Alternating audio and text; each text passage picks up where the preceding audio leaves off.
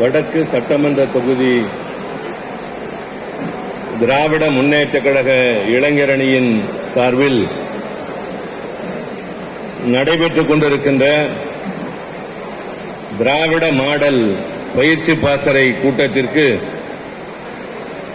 தலைமை பொறுப்பேற்றிருக்கின்ற சேலம் மத்திய மாவட்ட கழகத்தின் செயலாளர், சட்டப்பேரவை உறுப்பினர், என்னுடைய பேர் அன்பிற்குரிய தம்பி ராஜேந்திரன் அவர்களே, கொஞ்சம் இதை ரைஸ் பண்ணுங்க.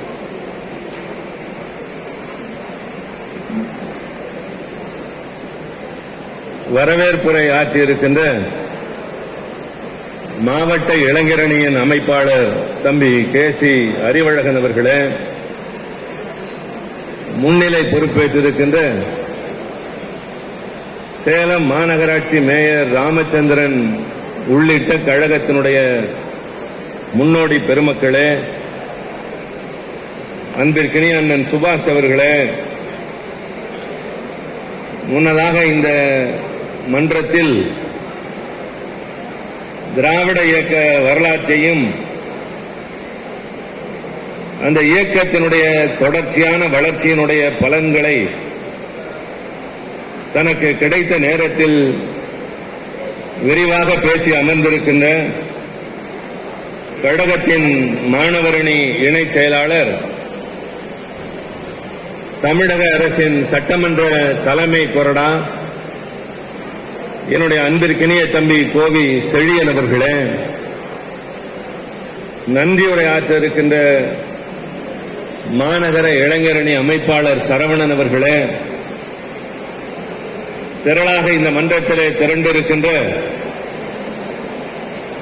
எதிர்கால நாட்டினை இயக்கத்தினை வழிநடத்த இருக்கின்ற எழுச்சிமிக்க இளைஞர் பட்டாளமே, உங்கள் அனைவருக்கும் அன்பான வணக்கம். தமிழகம் எங்கிலும் உள்ள அனைத்து சட்டமன்ற தொகுதிகளிலும் கழகத்தின் இளைஞரணி செயலாளர் தம்பி உதயநிதி ஸ்டாலின் அவர்கள்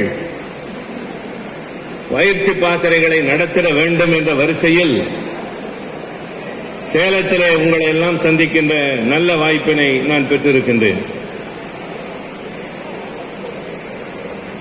இந்த கூட்டத்தினுடைய தலைவர் தம்பி ராஜேந்திரன் அவர்கள்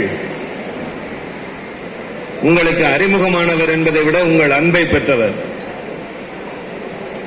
அவருடைய அரசியல் வாழ்வின் தொடக்கம் திருச்சியிலேதான் என்பதை நான் இங்கே பெருமையோடு குறிப்பிட விரும்புகின்றேன்.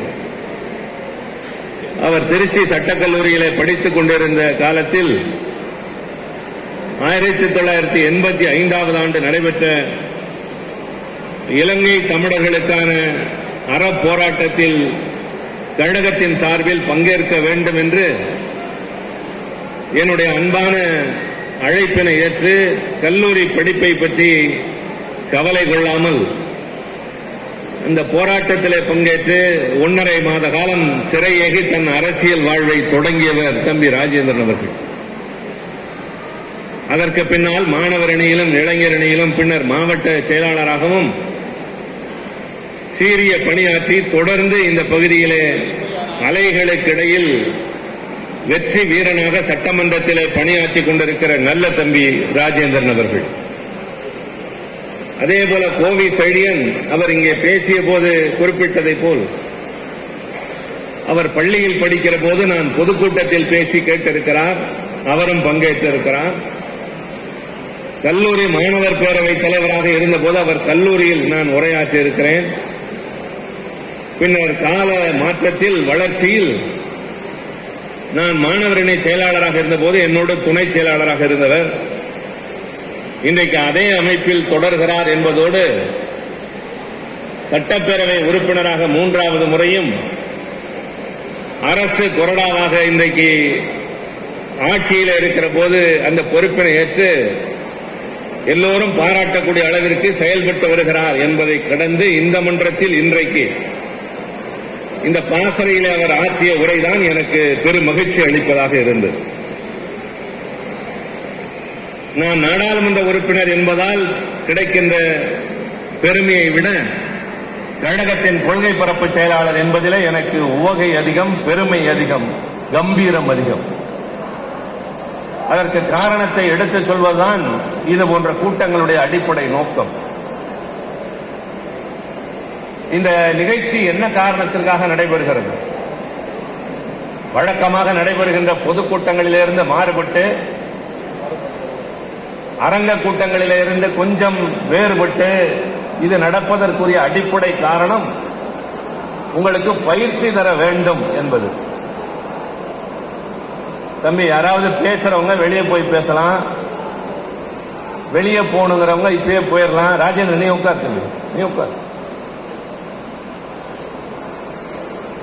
ஒரு திரைப்படத்திற்கு சென்றால் 2.5 மணி நேரம், அது எவ்வளவு மோசமான படமாக இருந்தாலும் பார்க்க முடிகிற உங்களால் இது போன்ற அவையில் 1 மணி நேரம் இருக்க வேண்டும் என்ற முதல் கட்டுப்பாடு வர வேண்டும்.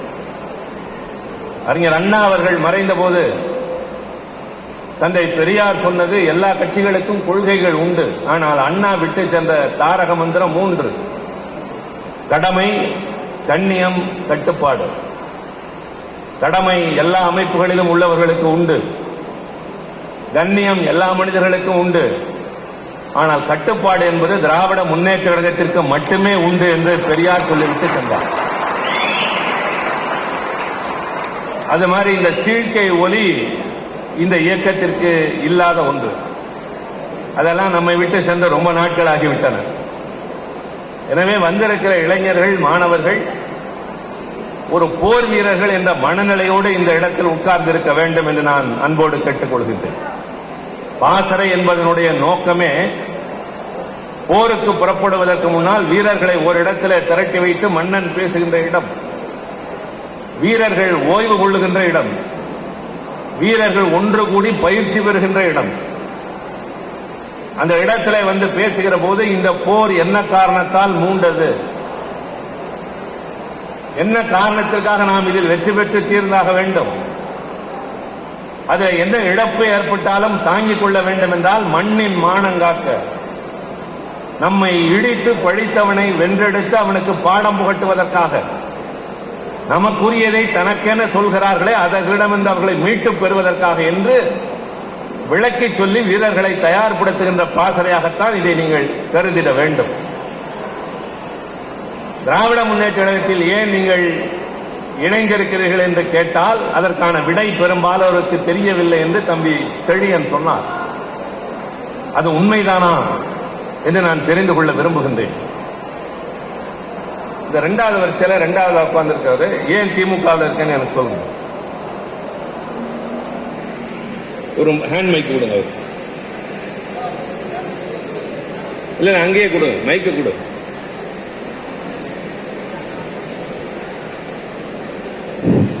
திமுகவில் வந்து பார்த்தீங்கன்னா எங்கள் அப்பா இருக்கிறாரு, அதுக்கு முன்னாடிலேருந்து நான் திமுகவில் இருக்கேன், ஒரு தொண்டனாக இருக்கிறேன். அடுத்த உங்களுக்கு பின்னாடி இருக்காங்க அந்த 2வது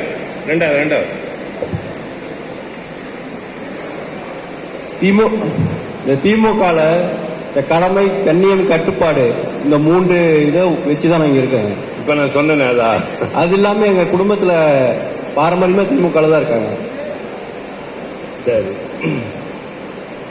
அது பின்னாடி உங்களுக்கு பின்னாடி அடுத்த அவரு 4வதா இருக்காரு. அவர் இளைஞர் தம்பி, அவரு எந்திரிங்க.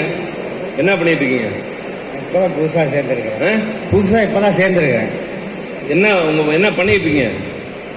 கட்சி இப்பதான். வாழ்க்கையில என்ன பண்ணிட்டு இருக்கீங்க? வாழ்க்கை சாக்கு கூலி வேலை சார். அப்படியா? Very good. வயசு என்ன? வயசு 33.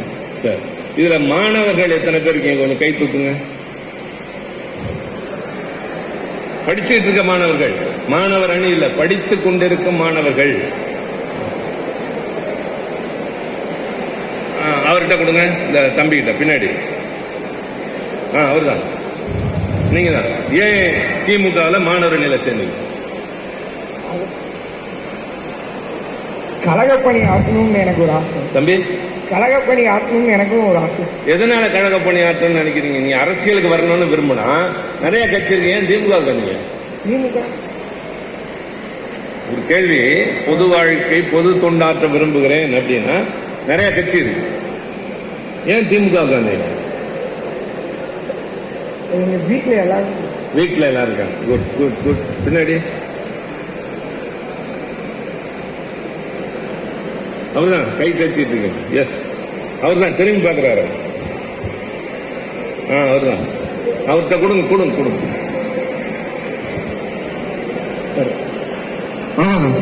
சொல்லுங்க. இதுல வீட்டுல எல்லாருமே திமுக, அதனாலதான். ஓகே தம்பி, ரைட். மைக் வாங்கிக்க. இப்ப தெரியுதா இந்த கூட்டம் ஏன் தேவைன்னு? இன்றைக்கு திராவிட முன்னேற்ற கழகத்தின் மீதும் திராவிட இயக்கத்தின் மீதும் அம்புகள் பல எய்யப்பட்டு வருகின்றன. இந்த இயக்கத்தினுடைய கொள்கைகள் வளரக்கூடாது என்று கருதுகிறவர்கள் மட்டுமில்லை, புதிதாக தாங்கள் ஏதாவது ஆதாயத்தை பெற வேண்டும் என்று நினைக்கிறவர்களும் நம்மை தாக்க முனைகிற போது இதை தாக்க வேண்டும் என்ற அவசியம். வீட்டில் இருப்பவர்கள் இருந்தார்கள் என்கிற போது வருவது ஒரு பற்று, ஆனால் உணர்வுடன், கடமையுடன் இதை காக்க வேண்டும் என்ற பொறுப்புணர்ச்சியுடன் நீங்கள் இந்த இயக்கத்தில் சேர்ந்தாக வேண்டும். அந்த எண்ணம் ஏற்படுகிற போது, நான் கேட்டதை போல் எத்தனையோ கட்சிகள் இருக்கிற போது ஏன் இந்த கட்சி என்றால் அதை பற்றியும் தெரிந்திருக்க வேண்டும், இதை பற்றியும் தெரிந்திருக்க வேண்டும். அவர்களுடைய கொள்கை கோட்பாடுகள் நம்முடைய கொள்கைகளும் லட்சியங்களும், அவர்கள் சாதித்தவை நாம் சாதித்தவை, இதை ஒப்பிட்டு பார்க்கிற போது நான் ஏற்றுக்கொண்டிருக்கிற பாதை சரியான ஒன்று. ஐயா ஏன் நீ சும்மா ஐயா நல்லா தானே இருக்கு, கையை வைக்காதன்னு சொல்றேன்ல. இல்ல தம்பி விடுங்க, என்ன ஆர்கெஸ்ட்ராவா மேடல கொஞ்சம் குறைங்க, ரொம்ப இருக்காது.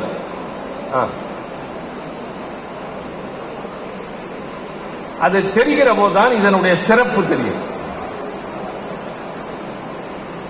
ஒரு பெரிய வரலாற்றை சொல்ல வேண்டிய கட்டாயத்தில் இருக்கிறோம். எல்லா அரசியல் கட்சிகளுக்கும் ஒரு வயது உண்டு, மொழிகளுக்கு வயது உண்டு என்பதை போல் தமிழ் தொன்மையான மொழி என்று சொல்கிறோம். உலகில் பல மொழிகள் இருக்கின்றன. எல்லா மொழிகளுக்கும் ஒரு தோற்றுவாய், எப்பொழுது அது தோன்றியது என்ற வரலாறு உண்டு.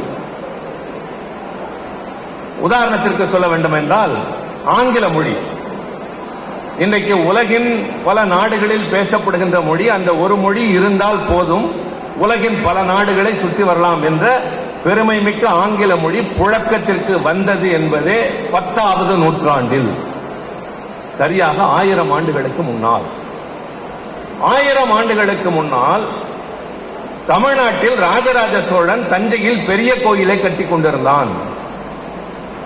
அவனை புகழ்ந்து புலவர்கள் பாடிக்கொண்டிருந்தார்கள். ஆங்கிலம் நடைமுறைக்கு எழுத்து வடிவத்தில் வருகின்ற காலத்தில் தமிழ் மொழி புலவனால் பாடப்பட்ட மொழியாக இருந்தது. பிரெஞ்சு மொழி 8வது நூற்றாண்டு, ஜெர்மன் மொழி 6வது நூற்றாண்டு என்று சென்று கொண்டே போகிற போது உலகத்தின் மூத்த மொழிகள் எவை என்று வருகிற போது உங்களுக்கு முதலில் நினைவில் வர வேண்டியது, உங்களுக்கெல்லாம் தெரிந்த ஒரு சாதாரணமான நம்முடைய மறைநூல் என்று சொல்லக்கூடிய திருக்குறள்.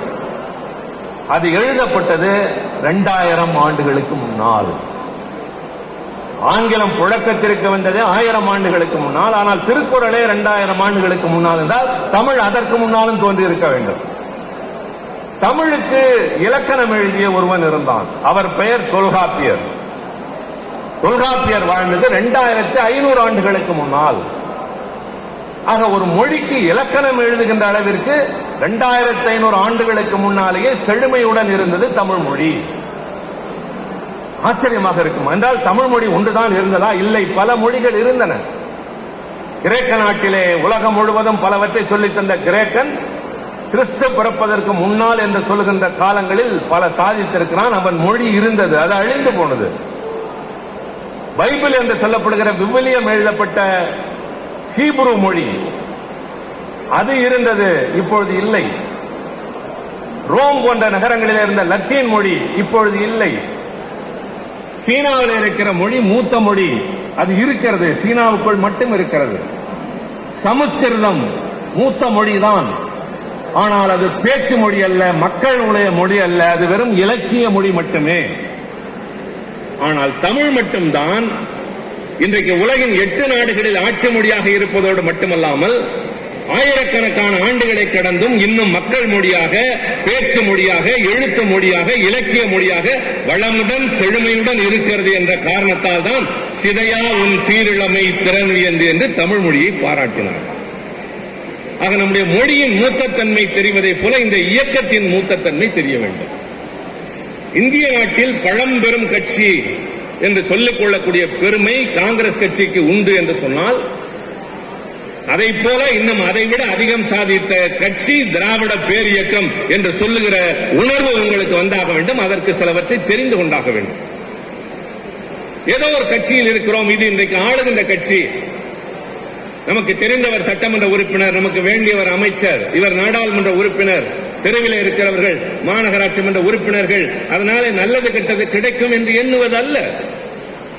திமுக என்பது ஆளுங்கட்சியாக இருக்க வேண்டும் என்பதற்காக தோன்றிய கட்சி அல்ல என்றால், பிரதமரை வைத்துக் கொண்டு ஒரு முதலமைச்சர் உரிமைக்கு குரல் கொடுப்போம், உறவுக்கு கை கொடுப்போம் என்று பேசுகிற துணிவு வந்திருக்காது. ஆட்சியை காப்பாற்றிக் கொள்ள வேண்டும் என்றால் பயந்து கொண்டிருப்பார்கள், பணிந்து வணங்கிக் கொண்டிருந்திருப்பார்கள், முன்பு இருந்ததைப் போல குனிந்து வணங்கி இருப்பார்கள்.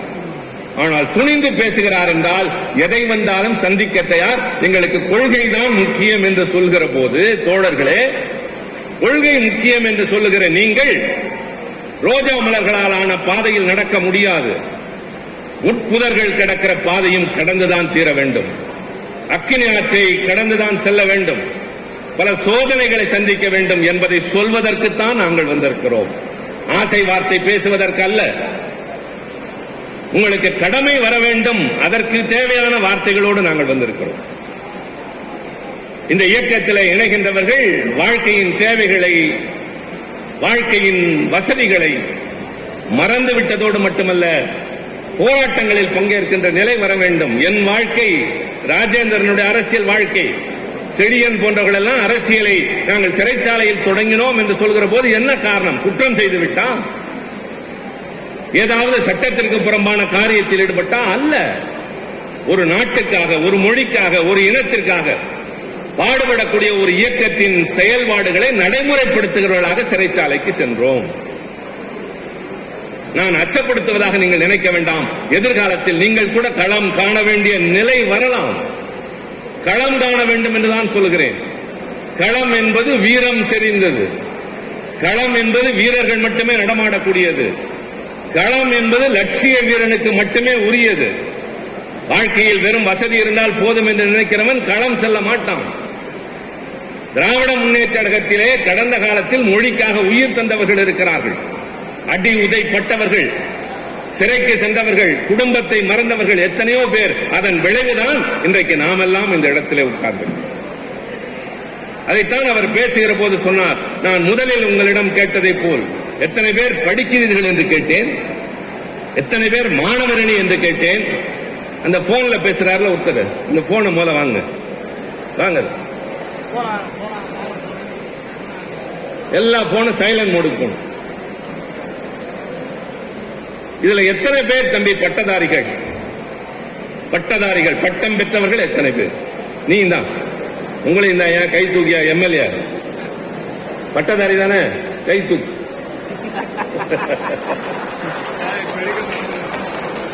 நல்ல கை தூக்குங்க. அரியஸ் இருக்கவங்க பாதி தூக்கலாம். பயன். இதுல முதல் தலைமுறை, அதாவது உங்க குடும்பத்திலே நீங்க தான் முதல் பட்டதாரிங்கிறவங்க தூக்குங்க. ரைட். இப்ப முதல்ல இருந்தது குறைவு. இந்த அரங்கம் முழுக்க தம்பி செழியன் பேசுகிற போது சொன்னார், ஒரு 100 ஆண்டுகளுக்கு முன்னால், 100 ஆண்டுகளுக்கு முன்னால் இன்றைக்கும் இவ்வளவு பெரிய அரங்கத்தில் வெறும் இளைஞர்களாக திரண்டிருக்கிற ஒரு அவையில் ஒரு 40 விழுக்காடு மட்டும்தான் பட்டதாரிகள்.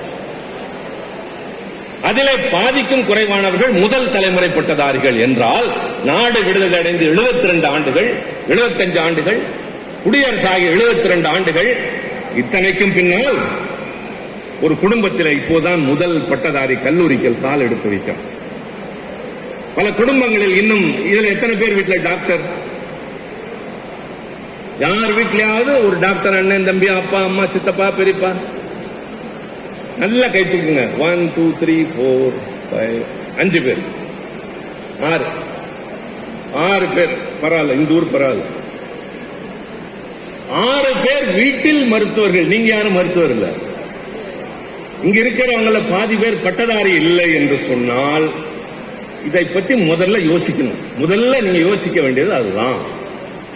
உலகம் வளர்ந்து விட்டது, பொருளாதாரத்தில் போட்டியிடுகிறோம், தொழில்நுட்பத்தில் வளர்ந்து விட்டோம், எல்லாம் சொல்லுகிறோமே. ஆனால் இங்க இன்னும் பல பேருக்கு இந்த அடிப்படை கல்வி தகுதி கிடைக்காததற்கான காரணம் என்ன அப்படின்னு யோசிக்கிறப்பதான் அதிலிருந்து மீண்டு வந்ததனுடைய காரணமும் தெரியும். அந்த காரணம் தெரிகிறப்பதான் அதை பாதுகாத்துக்கணும்னு ஆசை. ரொம்ப உழைச்சு கஷ்டப்பட்டு சேர்க்கிற ஒண்ணு பத்திரமா வச்சுக்கணும்னு வீட்டுல கொண்டு போய் வைப்போம்ல. நாம் சம்பாதிக்கிற பொருளாக இருக்கலாம், பணமாக இருக்கலாம், வாங்குகிற பொருளாக இருக்கலாம், யாராவது தருகிற விலை மதிப்புள்ள ஒரு அன்பளிப்பாக இருக்கலாம், பத்திரமா கொண்டு போய் வைக்கிறோம்ல.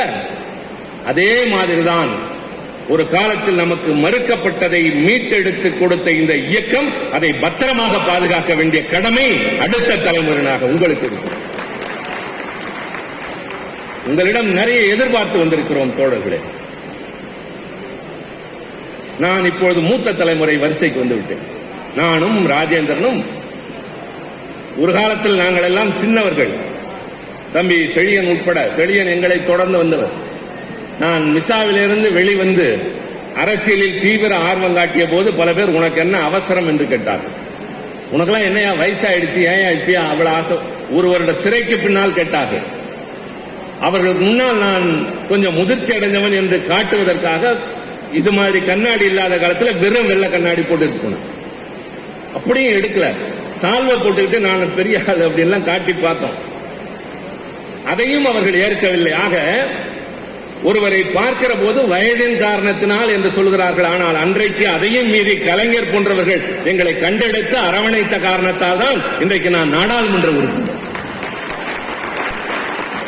பலர் புறக்கணித்ததை போல அவரும் புறக்கணித்திருந்தால் நான் யாரோ ஒருவனாகி இருப்பேன்.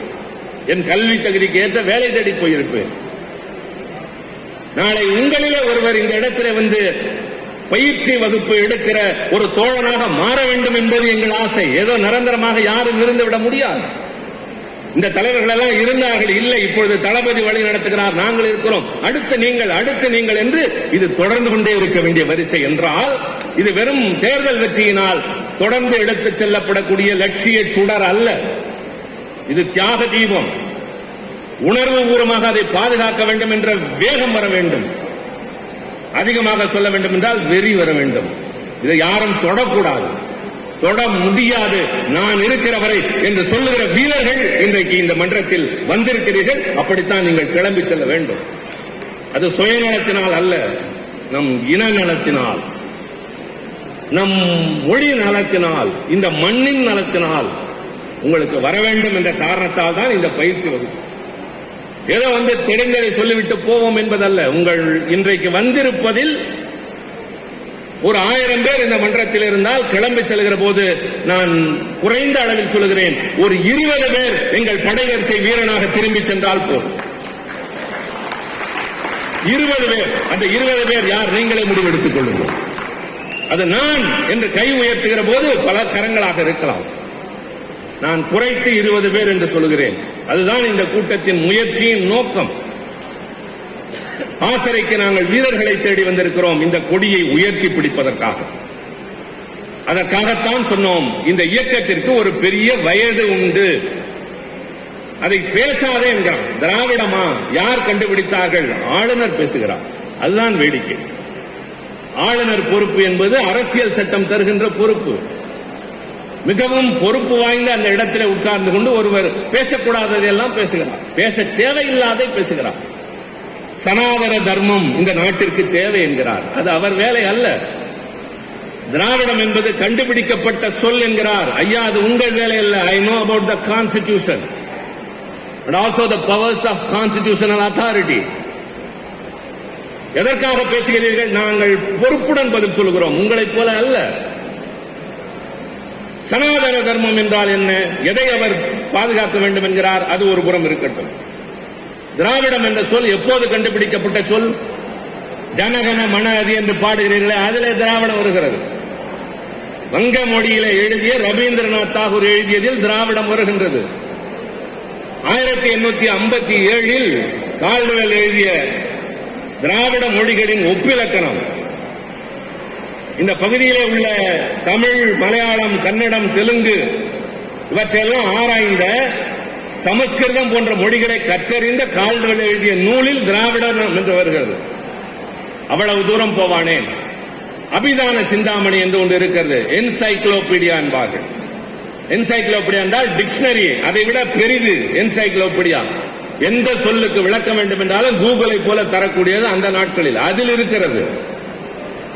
மனு நீதி என்று சொல்கிறார்கள் அல்லவா, இன்றைய சட்டத்திற்கு மூலம் அதுதான். வழக்கறிஞர்கள் தான் உட்கார்ந்து இருக்கிறார்கள் இங்கே. த சோர்ஸ் ஆஃப் லா என்று சொல்லுகிற போது custom is the source of law என்பார்கள். வழக்கு முறை என்பது வழக்கு, அதாவது சட்டத்திற்கான அடித்தளம் என்பதைப் போல மனு நீதியும் ஒரு தளமாக இருந்தது. அந்த மனு நீதி, இவர்கள் போற்றுகின்ற மனு நீதியில் 4 நாடுகளை சொல்கிறார்கள். பவுண்ட்ரம், அவுண்ட்ரம், திராவிடம், காங்கோசம். அதிலும் திராவிடம் வருகிறது. ஆக மனு நீதியில் வருகின்ற சமஸ்கிருத ஸ்லோகத்திலே திராவிடம் இருக்கிறது. ஐயா ஆளுநர் அவர்களே, தெரிந்து கொள்ளுங்கள். திராவிடம் என்பது எது? இந்த மொழிகள் பேசுகிற கூட்டு குடும்பம். இந்த உலகத்திலே உள்ள ஒரு தனிப்பெரும் இனம். ஆதி காலத்தில் அடுத்தவனுக்கு நாகரிகத்தை சொல்லித் தந்த இனம். பிற்காலத்தில் பல்வேறு காரணங்களினால், படையெடுப்புகளினால், ஆதிக்க சக்திகளினால், உள் பூசல்களினால் மெல்ல மெல்ல நலிந்து கிடந்து இப்போது மீண்டும் எழுந்து நிற்கின்ற ஒரு இனம் திராவிட இனம். நான் அதில் பெருமை கொள்கிறவன். இன்னும் திராவிடம் என்ற சொல்லுக்கு சரியான பொருள் யாராவது கேட்டால் சொல்லுங்கள். திராவிடம் என்ற ஒற்றை சொல்லில் தான் ஆரியம் என்ற சொல் தவிர்க்கப்படுகிறது. நான் அடுத்தடுத்து நிறைய சொல்வதற்கு முன்னால் சில துணை செய்திகளைத்தான் சொல்ல விரும்புகிறேன். திராவிடம் என்ற சொல் ஆரியர்களை தவிர்த்த சொல். அதனால்தான் திராவிடர்கள் என்று சொல்கிறோம். ஆனால் திராவிடம் என்று சொல்வது பூகோள பகுதி. இந்த மலையாளம், கன்னடம், தெலுங்கு, தமிழ் பேசுகிறவர்கள் இருக்க அந்த பூகோள பகுதிக்கு பெயர் திராவிடம். அங்கு வாழ்ந்தவர்கள் திராவிடர்கள். இன்றைக்கு மெல்ல மெல்ல பல்வேறு காரணங்களினால் மொழி வழி மாநிலங்களாக பிரிகிற போது ஒவ்வொரு பகுதியிலும் பல இனத்தவர் வந்து குடியேறுகிறார்கள். தமிழ் நீண்ட காலமாக பேசுகின்ற வேறு இனத்தை சார்ந்தவர்கள் தமிழர்கள் என்று சொல்லிக் கொள்ளலாம், தவறு இல்லை. இங்கே நான் 4 தலைமுறையாக இருக்கிறேன் என்று ஒரு இனத்தை சார்ந்தவர், வேறு இனத்தை சார்ந்தவர் வந்து நான் தமிழன் என்று பெருமையோடு சொன்னால் மகிழலாம். ஆனால் அடிப்படையில் அவர் யார் என்றால் அவர் தமிழ் பேசுகிறவர், ஆனால் நான் திராவிட இனத்தை சார்ந்தவர். அந்த உணர்வு வருகிற போதுதான் இவர்கள் பேசுகிற விமர்சனம் புரியும். இப்போது சனாதன தர்மம் என்று நம்முடைய ஆளுநர் பேசி அதை பாதுகாக்க வேண்டும் என்று சொன்னார். முதலில் அதை நீங்கள் தெரிந்து கொள்ள வேண்டும். தெரிந்தால்தான் நீங்கள் ஏன் முதல் தலைமுறை பட்டதாரி என்பது தெரியும். ஏன் இங்கு பல பேர் இன்னும் கல்லூரிக்கே செல்லவில்லை என்பது தெரியும். சனாதனம் என்பது தம்பி, பிறப்பால் ஒரு மனிதன் பல குலங்களாக பிரிக்கப்படுகிறான். பிறக்கிற போது எல்லோருக்கும் கை கால்கள் இருக்கும், காது இருக்கும், மூக்கு இருக்கும், கண் இருக்கும். ஆனால் இவன் உயர்ந்தவன் தாழ்ந்தவன் என்று சொல்வதற்கு பெயர் சனாதன தர்மம். எப்படி உயர்ந்தவன் தாழ்ந்தவன் என்று சொல்வது? பிறப்பை பொறுத்து இருக்கிறது என்று சொன்னார்கள். பிறப்பை பொறுத்து என்றால் என்ன? திருவள்ளுவர் என்ன சொன்னார்? பிறப்புக்கும் எல்லா உயிர்க்கும். அவர்தான் தமிழர்களின், திராவிடர்களின் மூலம். அவர் சொன்னது பிறப்புக்கும் எல்லா உயிர்க்கும். பிறப்பிலே எல்லா உயிர்களும் ஒன்று என்று சொன்ன அறிஞன் தான் என்னுடைய மூதாதையரே தவிர பிறப்பால் வேறுபட்டவன் என்று சொல்கிறவர்கள் எங்கள் மூதாதையர்கள் அல்ல. அவர்கள் எவ்வளவு பெரிய அறிவு ஜீவிகளாக இருந்தாலும் நாங்கள் ஏற்க முடியாது. என் பக்கத்தில் உட்கார்ந்து இருக்கிற செழியன் என் தம்பி, நான் அவன் அண்ணன். இந்த உணர்வு எங்களுக்குள்ளே முகிழ்த்திருக்கிறது. இதை முறியடிக்க யார் குறுக்கே வந்தாலும் அதை எதிர்த்து நிற்கிற வல்லமை எங்களுக்கு உண்டு. அந்த உணர்வு வந்தாக வேண்டும். ஒரு காலத்தில் இருந்த நிலையினை மாற்றி இருக்கிறோம். யார் நீ என்ன ஜாதி என்று கேட்டதை நிறுத்தி இருக்கிறோம். அவர்கள் சொன்னார்கள், இந்த உலகத்தை படைப்பது பிரம்மா என்ற கடவுள் என்றார்கள். 3 கடவுள்களை வகுத்துக் கொண்டார்கள். ஒன்று பிரம்மா, விஷ்ணு, சிவன். பிரம்மா படைக்கும் கடவுள், விஷ்ணு காக்கும் கடவுள், சிவன் அழிக்கும் கடவுள் என்றார்கள். நன்றி வணக்கம் என்றார்கள் இந்த நாட்டு மக்கள். பின்னர் அவர்கள் என்ன செய்தார்கள் என்று சொல்ல ஆரம்பித்தார்கள். இதை ஒட்டி நான் ஒன்று சொல்கிறேன். பெரியார் பலவற்றை சொன்னார். அடிப்படையில் அவருடைய கொள்கை கடவுள் இல்லை என்பது. கடவுள் மறுப்பு கொள்கை அவருடையது. ஏன் கடவுளை அவர் மறுத்தார்? கடவுள் மீது கொண்ட காழ்ப்புணர்ச்சி அல்லது இவர் கேட்ட வரத்தை அவர் தரவில்லை என்றால் அதல்ல. பெரியார் சொன்னார், இந்த உலகத்திலேயே பிறப்பால் ஒருவனை உயர்ந்தவன் தாழ்ந்தவன் என்று இந்த நாடுதான் சொல்கிறது. அப்படி சொல்வதற்கு காரணம் ஜாதிகள். அந்த சாதிகளுக்கு காவலாக மதங்கள் இருக்கின்றன. அந்த மதத்திற்கு தலைவராக கடவுள்கள் இருக்கிறார்கள். ஆக நான் இங்கே போராடுவதை விட நான் ஆணிவேருக்கு போகிறேன். கடவுள் இல்லை என்றால் மதம் இல்லை, மதம் இல்லை என்றால் சாதி இல்லை, சாதி இல்லை என்று சொன்னால் மனிதனுக்கு மத்தியில் வேறுபாடு இல்லை என்றுதான் பெரியார் சொன்னார். அதற்காகத்தான் பல போராட்டங்கள் நடந்தன. கடவுள் இல்லை என்று சொன்னவர் கோயிலுக்கு போகிறவனை தடுக்காதே என்று சொன்னார். நம்பிக்கை உடையவனை யாரும் தடுக்காதீர்கள், இது என் பிரச்சாரம், உன் அறிவு கொண்டு யோசித்துப் பார். என்னை அறிமுகப்படுத்துகிற போது சில பேர் பெரியார் சொல்வார், இவன் ஒரு கலகக்காரன் என்று சில பேர் சொல்வார்கள், இவர் பெரிய தலைவர் என்று சில பேர் சொல்வார்கள். நீங்க ரெண்டையுமே நம்பாதீர்கள். நான் பேசுவதை கொண்டு உங்களுக்கு சரி என்று படுவதை மட்டுமே ஏற்றுக்கொள்ளுங்கள் என்று சொன்னவர் பெரியார். ஆதி திராவிடர்களுக்கு ஆலயங்களில் அனுமதி இல்லை என்று சொன்னபோது அதற்காக போராடியவர் பெரியவர். ஆனால் ஆலயங்களே இருக்கக்கூடாது என்று அதை அடித்து நொறுக்கவில்லை, அதை எதிர்த்தார். அதை நம்பியவர்களுக்கு உரிமை வேண்டும் என்று சொன்னார் அந்த பெரியார். ஆக இவர்கள் சொன்னது, பிரம்மா என்ற கடவுள் படைக்கிறார் அல்லவா, அவர் நெற்றியிலே இருந்து பிறந்தவன் பிராமணன் என்ற இனத்தை சார்ந்தவர்கள். அவர்கள் வேதம் ஓதுபவர்கள், அவர்கள் நிறைய கற்றவர்கள், அரசாங்கத்திற்கும் மற்றவர்களுக்கும் வழிகாட்டக்கூடியவர்கள். அடுத்து தோளிலே இருந்து பிறந்தவன் சத்திரியன். சத்திரியன் என்பவன் நாடாள பிறந்தவன், அரச குலத்தை சார்ந்தவன். அடுத்து தொடையில இருந்து பிறந்தவன் ஒருவன் வைசியன், அவன் வணிகன், வியாபாரம் செய்யக்கூடியவன். கால் கட்டை விரலில் இருந்து பிறந்தவன் சூத்திரன். அவனுடைய வேலை என்பது மலம் அள்ளுவது, சாக்கடை அள்ளுவது, முடி திருத்துவது, துணி விழுப்பது, இறந்து போனவனை புதைப்பது, எதெல்லாம் இழி தொழிலோ அதெல்லாம் இவன் செய்வான். ஆக கடவுளே நெற்றியில இருந்து பிறந்தவனை உயர்குலத்தாவராகவும், கால் கட்டை விரலில் இருந்து பிறந்தவர் எல்லாவற்றுக்கும் கீழானவன். அவன் இந்த வேலையை செய்கிற காரணத்தால் பக்கத்தில் விடாதே, தொடாதே, நெருங்காதே, கண்ணுக்கு முன் வராதே என்று காலங்காலமாக சொல்லி வந்தார்கள் அல்லவா, அதுதான் சனாதன தர்மம். அதைத்தான் எல்லோரும் பின்பற்ற வேண்டும் என்று ஐயா ஆளுநர் சொல்கிறார். சொல்லலாமா தம்பி, நீங்கள் சொல்லுங்கள். இப்படி பிறப்பால் ஒருவனை உயர்ந்தவர் என்றும் இன்னொருவனை தாழ்ந்தவர் என்றும் சொல்லுகிற முறையினை கற்றறிந்த, பகுத்தறிவுள்ள, சிந்திக்கக்கூடிய யாராவது ஏற்பார்களா? நீங்க ஏற்றுக்கிறீங்களா? நீங்க ஏற்றுக்கிறீங்களா? எல்லாத்தையும் தான் கேட்கிறேன். அதெல்லாம் சத்தமா சொல்லுங்க. இரண்டாவது, இந்த சூத்திரன் என்பதற்கு பொருள் என்ன தெரியுமா? வேசி மகன் என்று பொருள். மோசமான நடவடிக்கை உடைய ஒரு பெண், பல பேரிடம் உடமையாக இருக்கக்கூடிய பெண்ணுக்கு பிறந்தவன் சூத்திரன். இப்படிலாம் சொல்லிக்கிட்டு இருந்த காலம் ஒண்ணு இருக்கு. இப்ப நான் உங்களுக்கு இன்னும் சில விஷயங்களை சொல்லித்தரேன். அதுக்கு முன்னால் கையில நோட்டு கொடுத்திருக்காங்க, பேனா கொடுத்திருக்காங்களா, அது பத்திரமா கையில வச்சுக்காதீங்க. நான் சொல்ற சில விஷயங்களை குறிச்சுக்கோங்க. முதல், நீங்க தெரிஞ்சுக்க வேண்டியது, இந்த 3 பேர் படம் இருக்கு இல்லையா, யார் யாரு? ரைட், அது வரைக்கும் ஃபைன். இப்ப அடுத்து நான் ஒரு 3 பேரை சொல்றேன், அதை மட்டும் குறிச்சுக்கங்க. ராஜேந்திரன் பேச்சு வேகத்துல சொன்னாரு, குறிச்சுக்கணும். எப்ப கேட்டாலும் தூக்கத்தில் எழுப்பி கேட்டாலும் சொல்லணும், சரியா?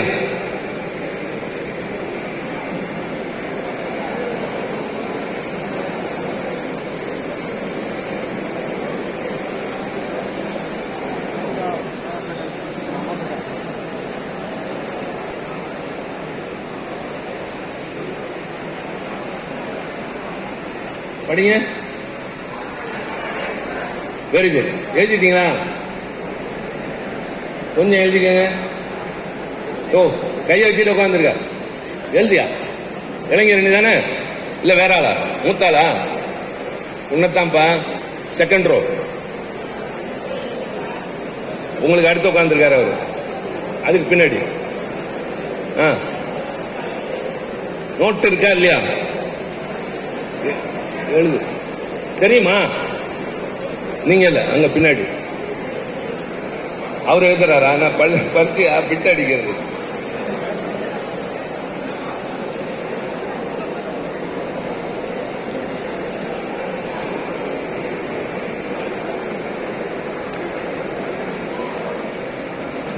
அடுத்தது ஃபைன்.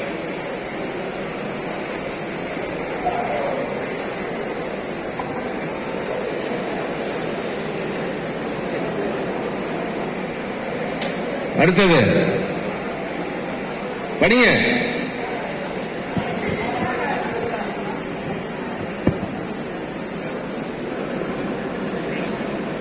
இந்த 3 பேரும் இந்த 3 பேர் மாதிரி சரியா?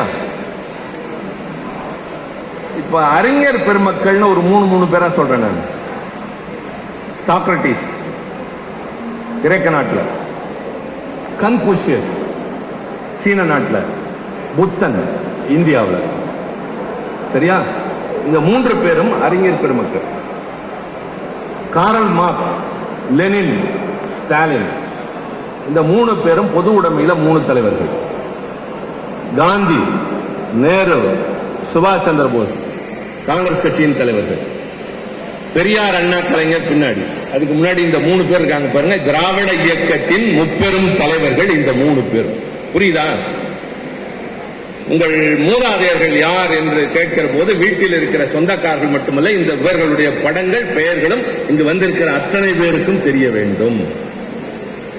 இந்த டாக்டர் நடேசனார் அப்படிங்கிறவர் தான் முதலில் மறுபடியும் எக்கோ ஆகுது. உன்னதையா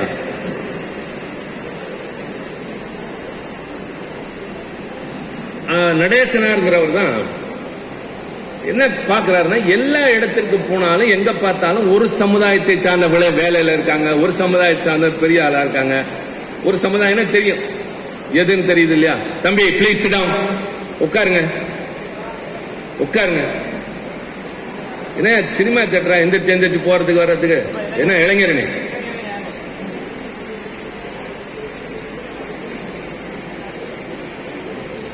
உட்காரியா? ஓட்டு கேட்கிறப்பதான் சிரிப்பான். இப்பெல்லாம் இந்த இடம் வேற, பொதுக்கூட்டம் கூட கிடையாது. டிசிப்ளின் அதான் அதான் முதல்ல கத்துக்கணும். அது இருந்தாதான் முன்னுக்கு வர முடியும். கொஞ்சம் காது கொடுங்க. உங்க வரலாறு, நம்முடைய வரலாறு, இருந்ததை இழந்ததை, அதற்கு காரணமானவர்களை, அதை பெறுவதற்கு என்ன நடந்ததுன்னு சொல்லிட்டு இருக்க. இப்ப நான் ஒன்னும் கதை சொல்லல. ஒரு காலத்தில் நம் இனம் வாழ்ந்தது, நம் பெரியவர்கள் வாழ்ந்தார்கள், நாடாண்டார்கள், உலகம் முழுவதும் போனார்கள். உலகத்திற்கு எல்லாவற்றையும் சொல்லிக் கொடுத்தான். வாழ்விலக்கணத்தை சொல்லிக் கொடுத்தான், வணிகத்தை சொல்லிக் கொடுத்தான், அரசியல் நுட்பத்தை சொல்லிக் கொடுத்தான், போர் திறனை சொல்லிக் கொடுத்தான். அவனிடம் இருந்தது எல்லாம் போனது. எப்படி போனது தெரிய வேண்டும். மறுபடி கிடைச்சிருச்சு. எப்படி கிடைச்சது தெரியணும். அது தெரிஞ்சாதான் மறுபடி யாரும் பறிக்க வர போது தரமாட்டேன்னு சொல்லுகிற உணர்வு வரும். அதை சொல்லி தருவதற்கு தான் தம்பி பேசிட்டு இருக்கோம், வேற எதுவும். இந்த நடேசனார்ங்கிற டாக்டர் இத பார்த்து என்ன தெரிஞ்சதுன்னா, ஒரு பிரிவை சார்ந்தவர்கள் எல்லாரையும் ஒடுக்குறாங்க, இவங்களை தூக்கி விடணும்னா என்ன பண்ணணும்னா ஒரு அமைப்பை உருவாக்கணுங்கிறார். தனி மனிதன் சிந்திக்கலாம், ஆனால் சாதிக்க வேண்டும் என்றால் அவருக்கு பின்னால் ஆள்பலம் வேண்டும். அதுக்கு ஒரு அமைப்பு வேண்டும். அதுக்கு ஒரு அமைப்பு ஏற்படுத்துறாரு. அது பெயர் மெட்ராஸ் யுனைடெட் லீக். வருஷம் 1912. அது பேரு சரியில்லைங்களே அப்படிங்கிறாங்க. அது என்ன இங்கிலீஷ் பேரா இருக்கு அப்படிங்கிறாங்க. நீ இளைஞர் நீல என்ன இருக்க? ஒண்ணுதான், ஒண்ணு இல்ல. என்ன பொறுப்புல இருக்கீங்க? அவரு நோட்டுங்க, நோட்டுங்கயா.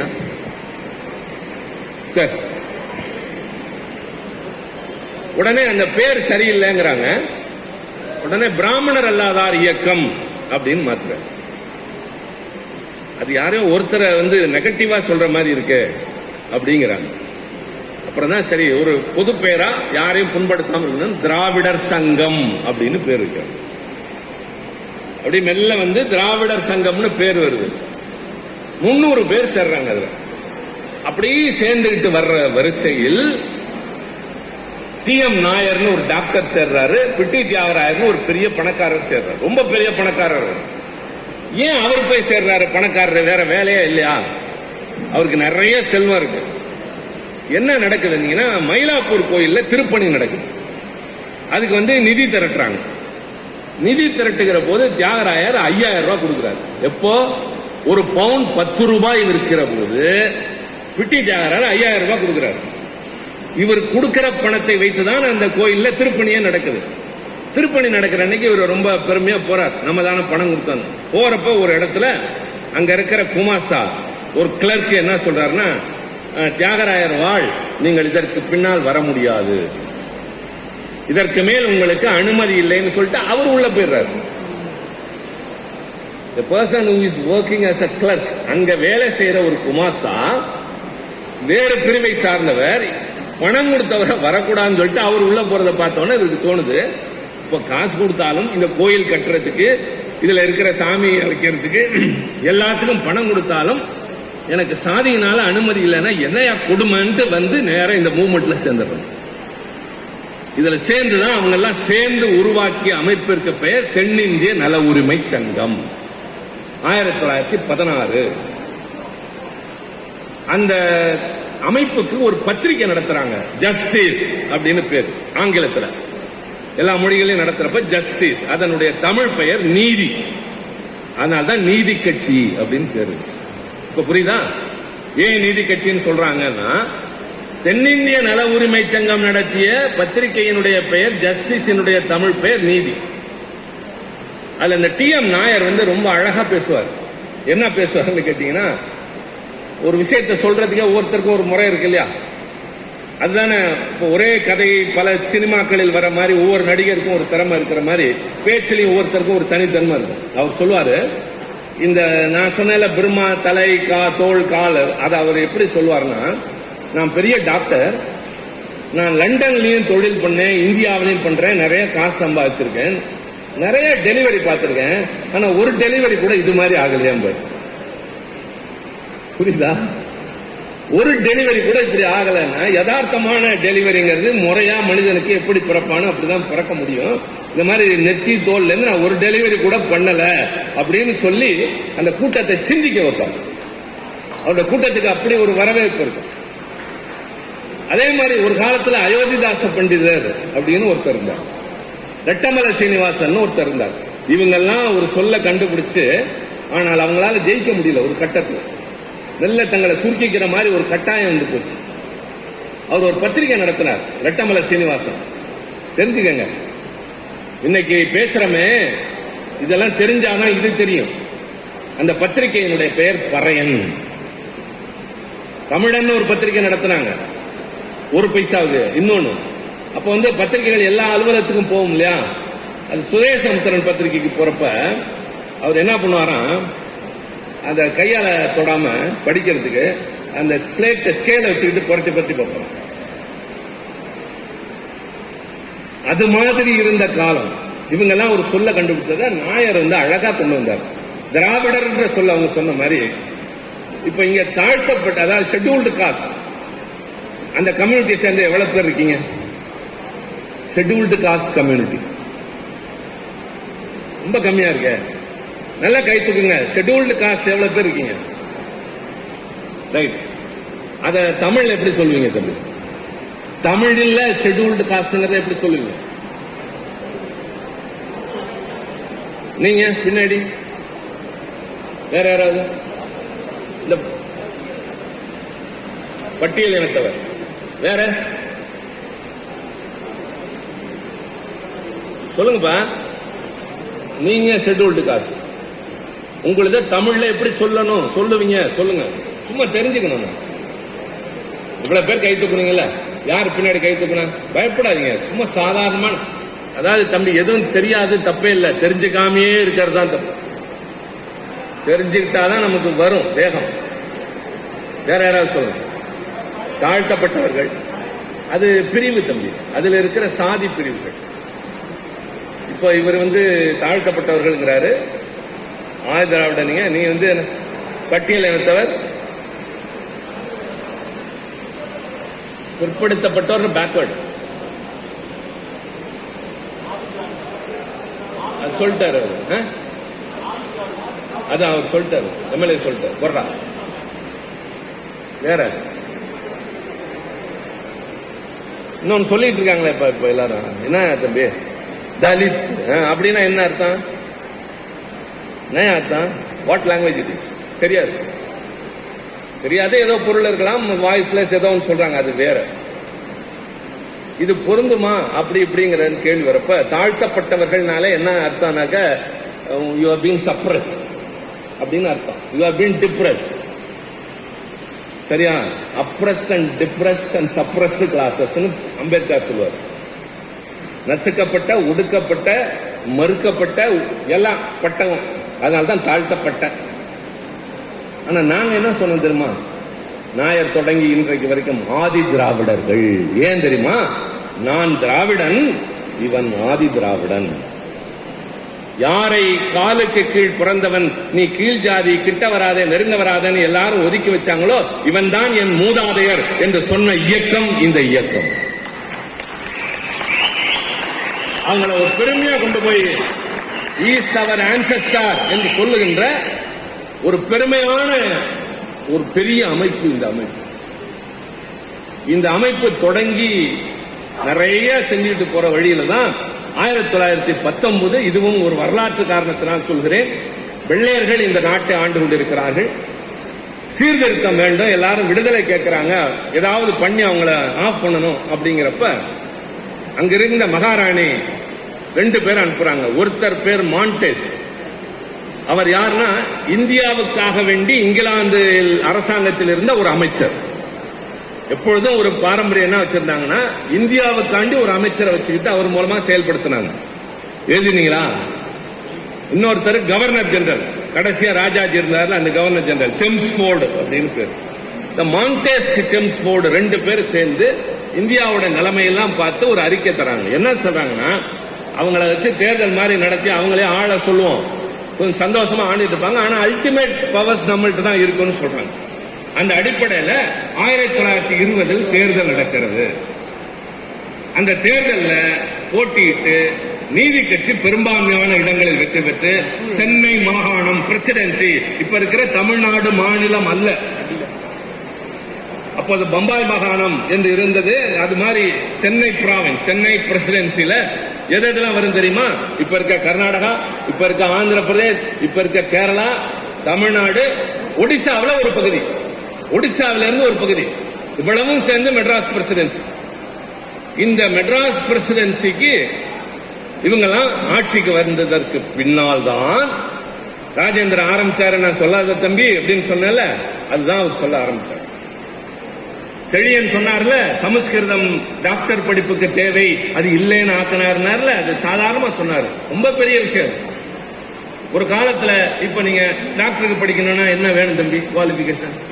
நீங்க எம்பிபிஎஸ் சேரணும் அப்படின்னா என்ன வேணும்? நல்லா எந்திரிச்சு சொல்லு. +2 படிச்சிருக்கோம், அப்புறம் டிகிரியா, நீட். சரி, இப்போ +2 பாஸ் பண்ணணும், மார்க் வாங்கணும், நீட்ல பாஸ் பண்ணணும், அப்புறம் கம்யூன இடஒதுக்கீடு அதெல்லாம். ஒரு காலத்தில் இந்த நாட்டில் நீங்க இப்ப உங்க ஊர்ல யார் வேணாலும் டாக்டர் இருக்கான், பெரிய பெரிய டாக்டர்ஸ் இருப்பாங்க, MD, MCH, MS அப்படிலாம் இருக்காங்களா, யாருக்கிட்டையாவது போய் இப்படி ஒண்ணு இருந்துச்சு தெரியுமான்னு கேளுங்க, யாருக்குமே தெரியாது. ஆனா அதை கடந்து இன்றைக்கு அவங்க டாக்டர் ஆயிருக்காங்க. என்ன இருந்ததுன்னு கேட்டீங்கன்னா, ஒருவர் மருத்துவராக வேண்டும் என்றால் இவ்வளவு படித்திருக்க வேண்டும் என்பது மட்டுமில்லை, அவருக்கு சமஸ்கிருதமும் தெரிந்திருக்க வேண்டும். அப்ப என்ன ஆகுதுன்னு கேட்டீங்கன்னா, சமஸ்கிருதம் யாருக்கு? அவங்களுக்கு மட்டும்தானே தெரியும். ஏன் நமக்கெல்லாம் தெரியாது? நான் படிக்க நினைச்சாலும் எனக்கு படிக்க கூடாதுன்னு. இந்த மொழி அவர்களுக்கானது மட்டுமே. அவர்கள் வேதத்தை ஓதினால் நீ காதுல கூட கேட்கக்கூடாது. அப்படி கேட்டால் காதுல ஈயத்தை காய்ச்சி ஊத்தணும்னா எழுதின மனுநீதியில தான் ஒரு ஸ்லோகத்துல திராவிடம் இருக்குன்னு எழுதியிருக்காங்க. அது வேற. சமஸ்கிருத மொழி என்பது ஒருவருக்கு மட்டுமே உரித்தானது, வேறு யாரும் படிக்க கூடாதுன்னு வரையறுக்கப்பட்டிருந்த ஒரு மொழி.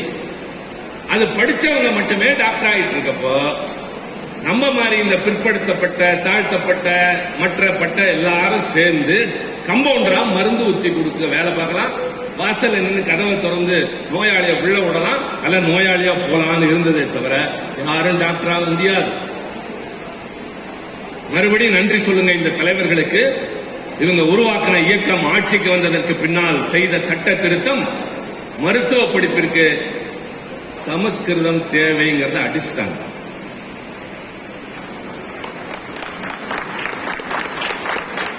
அதுக்கப்புறம் தான் இவங்க எல்லாம் டாக்டர்.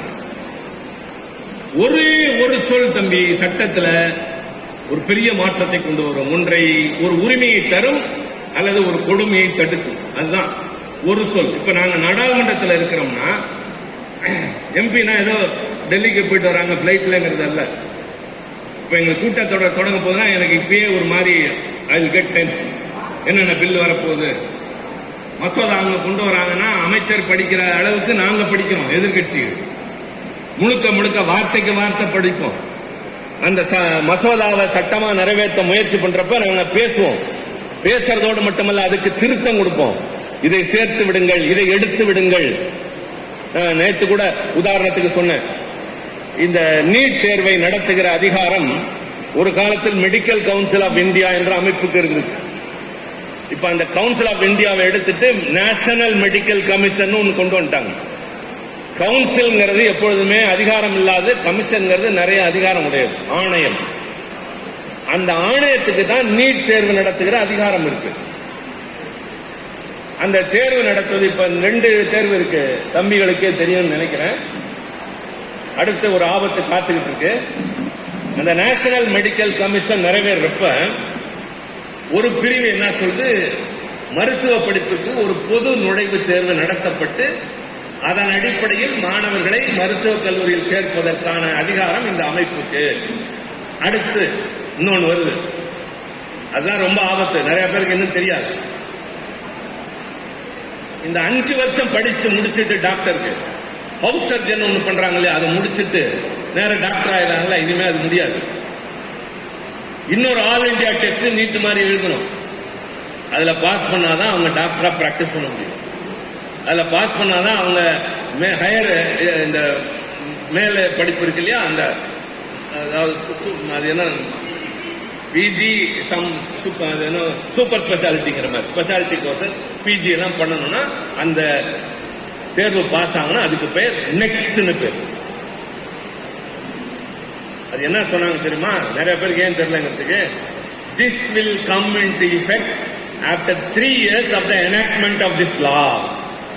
என்ன சொல்றாங்கன்னா, இந்த சட்டம் நிறைவேற்றப்பட்ட 3 ஆண்டுகளுக்கு பின்னால் இது நடைமுறைக்கு வரும் அப்படிங்கிறாங்க. அப்ப என்ன ஆகுதுன்னு கேட்டீங்கன்னா, இது நிறைவேறி 2 வருஷம் ஆயிடுச்சு. இப்போ next year next will come into existence. தெரியுமா உங்களுக்கு? மீடியா பீப்புள் அவர் யார் அப்படி உங்களுக்கே பாதி பேருக்கு இவங்களுக்கு தெரியாது. இப்போ படிச்சு முடிக்கிறாங்க பாருங்க, பெரிய ஆபத்து. வெளிநாட்டில் படிச்சுட்டு வந்தவங்க எழுதினாங்க, அது வேற. இனிமேல் இங்கு நீட் எழுதி 5 வருஷம் படிச்சு ஹவுஸ் சர்ஜன் படிச்சவங்க மறுபடியும் ஒரு ஆல் இந்தியா டெஸ்ட் எழுதி பாஸ் பண்ணாதான் பிஜிக்கு போக முடியும், பிராக்டிஸ் பண்ண முடியும். ஒரு சட்டம் நிறைவேறி முடிஞ்சு போச்சு தம்பி. சரி, இதெல்லாம் நடந்தப்ப என்ன பண்ணீங்கன்னா, நாங்க தான் சண்டை போட்டுக்கிட்டு இருந்தோம். இங்க வெளியே தெரியாது, நீங்க எல்லாம் சொல்லல வெளியில. அங்க வந்து மல்லு கட்டிட்டு இருந்தோம், இது வேண்டாம், இது கூடாது அப்படின்னு பேசணும். அந்த பேச்செல்லாம் இருக்கு. நீங்க நாங்க பார்லிமெண்ட்ல பேசுனதான் கொஞ்சம் தேடி எடுத்து பாருங்க. ஏதோ எம்பின்னு அவங்க எல்லாம் கொண்டாடுறாங்க, பெருசா ஒன்னும் எங்களுக்கு கிரீடமே கிடையாது. இது it's a very responsible position. இதை வச்சு நாங்க ஒன்னும் பெருசா பெரிய மாட மாளிகையில கட்ட முடியாது. இந்த நாட்டில் நடக்கக்கூடிய பல அநீதிகளை தடுத்து நிறுத்துகிறோம், சில நியாயங்களை நிலைநிறுத்த பாடுபடுகிறோம். அதற்கான கடமை தான். அந்த மசோதா நிறைவேறப்ப நான் என்ன பண்ணேன்னா, திமுக சார்பா ஒரு அமெண்ட்மெண்ட் கொடுத்தேன். அமெண்ட்மெண்ட்ல திருத்தம். ஒரு சட்டம் நிறைவேறுவதற்கு முன்னால் அரசாங்கமோ அல்லது ஒரு உறுப்பினரோ திருத்தம் கொடுத்தால் அந்த திருத்தம் விவாதிக்கப்படும் அல்லது வாக்கெடுப்புக்கு பின்னால் ஏற்கப்படும் அல்லது மறுக்கப்படும். புரியுற மாதிரி சொல்லணும் அப்படின்னா, இதை சேர்த்துக்கங்க அப்படின்னா இதை சேர்க்கலாமா வேணாமான்னு கேட்பாங்க. சேர்த்துக்கலாம் அப்படின்னா சேர்த்துக்கலாம், இல்லைன்னா இல்ல அப்படின்னு. நான் ஒரு திருத்தம் கொடுத்தேன். What amendment? 14வது பிரிவு நீட், 15வது பிரிவு நெக்ஸ்ட். நான் கொடுத்த திருத்தம் delete classes 14 and 15. சிம்பிள். இந்த 2 பிரிவையும் விட்டு அப்படின்னு நான் ஒரு திருத்தம் கொடுத்தேன். ரொம்ப சாதாரணமா தெரியும். அது மட்டும் 3 ஆயிருந்தா வேற கதையாயிருக்கும். இது என்ன எப்ப நடக்கும்னு கேட்டீங்கன்னா, மசோதாவை முழுக்க விவாதிச்சு எல்லாம் பேசி அமைச்சர்லாம் பதில் சொன்னதுக்கு பின்னால் கிளாஸ் பை கிளாஸ் ஒவ்வொரு பிரிவா வாக்கெடுப்பு கூடுவாங்க. அப்போ 14, 15 அப்படின்னு வருது. வர்றப்ப mister Trichy Siva has given an amendment. You want to move that? Yes, I want to move. Why don't you withdraw? No, I want to withdraw. Okay, it is put to vote. உடனே அவங்க எல்லாம் இதை ஏற்கோர் ஆமென்க இவங்க சொல்ற மாதிரி ஏஸ் அண்ட் நோஸ்ங்கிறப்ப ஏஸ் அப்படின்னு அவங்களுக்கு கூட இருந்தா முடிஞ்சு போச்சு, நோஸ் கூட இருந்தாலும் அவங்களுக்கு தான் இதான் மேலேன்னு சொல்லுவாங்க. சொன்ன உடனே நான் என்ன சொல்றேன், இல்ல அதை நீங்க வாக்கெடுப்புக்கு விடுங்க, எலக்ட்ரானிக் வாக்கெடுப்புக்கு விடுங்க, எனக்கு எத்தனை பேர் ஆதரவு எத்தனை பேர் எதிர்க்கிறாங்கன்னு நான் தெரிஞ்சுக்கணும். அப்ப சொல்றாங்க என்ன இட்ஸ் ஹை டைம், இப்படி எல்லாம் நேரத்தை வீணாக்காதீங்க, நேரத்தை வீணாக்கிறது ரொம்ப முக்கியம் அப்படிங்கிறப்ப ஹோம் மினிஸ்டர் இருக்காரு, மிஸ்டர் அமித்ஷா எல்லாரும் இருக்காங்க. நான் ஒன்னு சொன்னேன், தம்பி என்ன சொன்னேன் தெரியுமா, சரிங்க நான் வித்ட்ரா பண்ணிக்கிறேன், நீங்க ஒரு அமெண்ட்மெண்ட் கொடுங்க, எக்ஸப்ட் தமிழ்நாடுன்னு சேர்த்து கொடுங்க, நான் ஒத்துக்கிறேன் அப்படின்னு சொன்னேன். இதை நீங்க எடுக்க முடியாது, வச்சுக்கங்க, மற்றவங்களுக்கு வச்சுக்கங்க, எக்ஸப்ட் தமிழ்நாடுன்னு கொடுங்க, ஏன்னா நாங்க தானே எதுக்குறோம் அப்படின்னு. நோனோ கூட்டிட்டு ஓட்டு அப்படின்ட்டாங்க. அன்னைக்கு திமுகவுக்கு இருந்த ஓட்டு மொத்தம் 4, only 4 members. எனக்கு எத்தனை கிடைச்சது தெரியுமா? 86, 86 ஓட்டு. அவங்களுக்கு எத்தனை தெரியுமா? 105.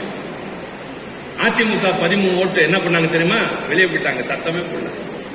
For your kind information both MLAs, இனிமே யாராவது நீட்ட பேசினா கேளுங்க. National medical commission bill pass ஆனப்போ நீங்க உங்களுடைய நிலைப்பாடு என்னன்னு கேளுங்க. They walked out of the house betraying Tamil Nadu people. இங்க பேசுறது ஒண்ணு, அங்க செஞ்சது ஒண்ணு. 10 ஓட்டு மாறி இருந்துச்சுன்னா தம்பி அன்னைக்கே நீட்டும் போயிருக்க, நெக்ஸ்டும் போயிருக்கோம், இந்த நாட்டில் ஒரு பெரிய மாற்றத்தை கொண்டு வந்திருப்போம். அந்த மாதிரி ஒரே ஒரு சொல் டெலிட் அப்படின்னு சொன்ன பாருங்க. அதே மாதிரிதான் அண்ணா ஆட்சி மொழியை கொண்டு வரப்ப English may continue shall continue Anna சொன்னார். ஆங்கிலம் என்பது இந்த நாட்டின் ஆட்சி மொழி. எப்ப தெரியுமா? நாடு விடுதலை அடைவதற்கு முன்னால் இந்தி கிடையாது. தெரிஞ்சுக்கங்க தயவு செஞ்சு. இனிமே யாராவது இந்திக்கு பெருசா பேசுறாங்கன்னா சொல்லுங்க. இந்த நாடு விடுதலை அடைவதற்கு முன்னால் இந்தியாவின் ஆட்சி மொழி ஆங்கிலம் தான். Hindi was yet another language. இந்த நாட்டில் இருக்கிற பல மொழிகளைப் போல ஒரு பகுதியில் பேசப்பட்ட மொழி.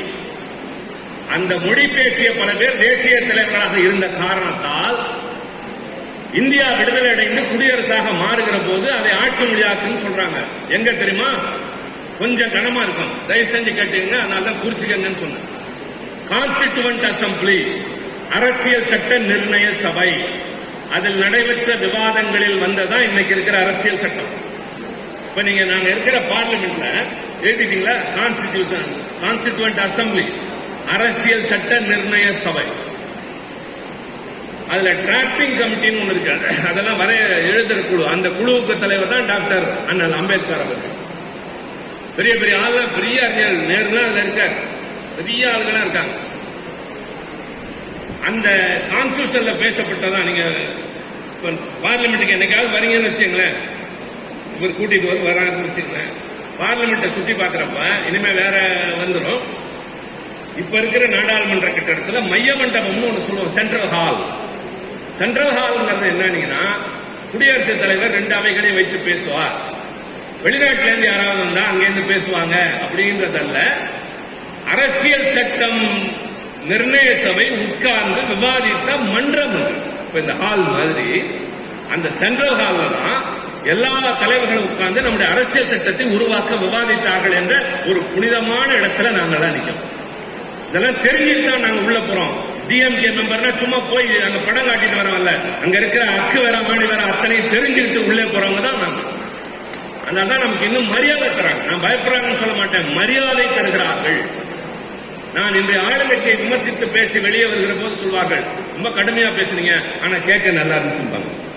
நீங்க பேசியதை நாங்கள் கேட்டுக் கொண்டிருந்தோம், எங்களைத்தான் விமர்சித்தீர்கள், ஆனாலும் மனம் புண்படவில்லை என்று சொல்லுவாங்க. நான் அழுத்தமா பேசுவேன், ஆனா அவங்களை காயப்படாம பேசுவேன்.